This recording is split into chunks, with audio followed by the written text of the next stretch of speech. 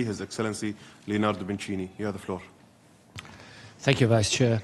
Italy aligns itself with the statement of the European Union. I would like to add some remarks in my national capacity.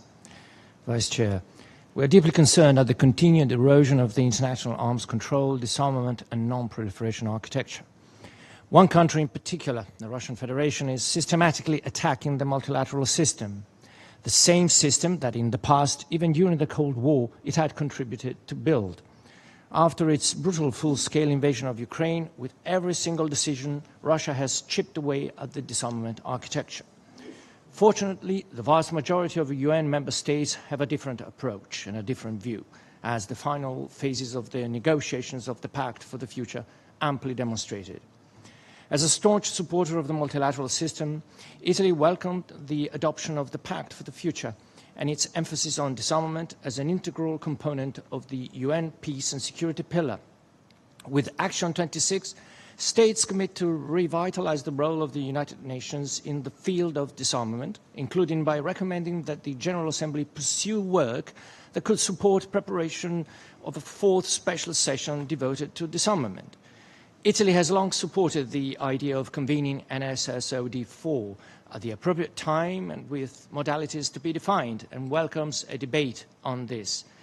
While it is at this point in time unrealistic to embark on a wide restructuring of the disarmament machinery, we believe that we should at least begin to discuss the feasibility of certain ideas so that when the time comes, we will be prepared, if we so agree, to implement them.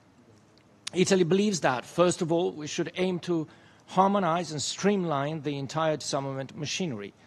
To begin with, we should look at the respective mandates of the Conference on Disarmament and the UN Disarmament Commission and review them accordingly to create a coherent system while bearing in mind the different nature of these two bodies, respectively a negotiating body and a deliberative one. Italy looks forward to its presidency of the Conference on Disarmament in January 2025 and to working with the other presidents in the P6+2 format, a configuration that has proved effective in ensuring collective decision-making and continuity both in 2023 and in 2024. This year in particular, that continuity has taken the form of a decision on the establishment of 5 subsidiary bodies that will have substantive meetings in 2025. We think this is a positive development and that will hopefully inject new vitality in the works of the CD. We deeply regretted, however, that 15 EU member states and candidate countries were this year blocked by the Russian Federation from participating as observers in the CD. This goes against the principle of inclusivity that we strongly defend and indeed against the multilateral method that should guide our work.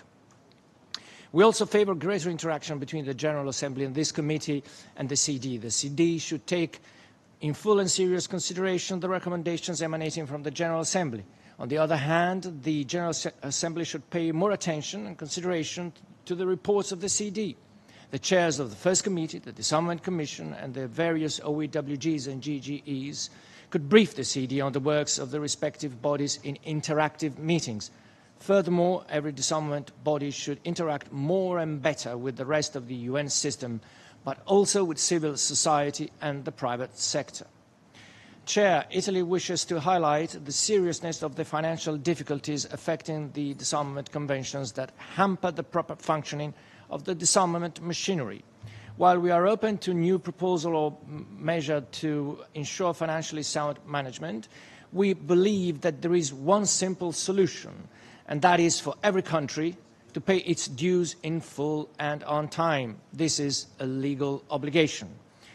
Across all these issues, Italy believes that greater interaction with civil society will bring a key contribution to the entire disarmament machinery. Italy promotes policies and approaches that enable the full empowerment of women and take into due regard the gendered impacts of armed violence and the importance of including women in disarmament negotiations and peace-building programs. I thank you, Vice Chair. I thank the Distinguished Representative of Italy for his statement, and I give the floor to the Distinguished Representative of Pakistan.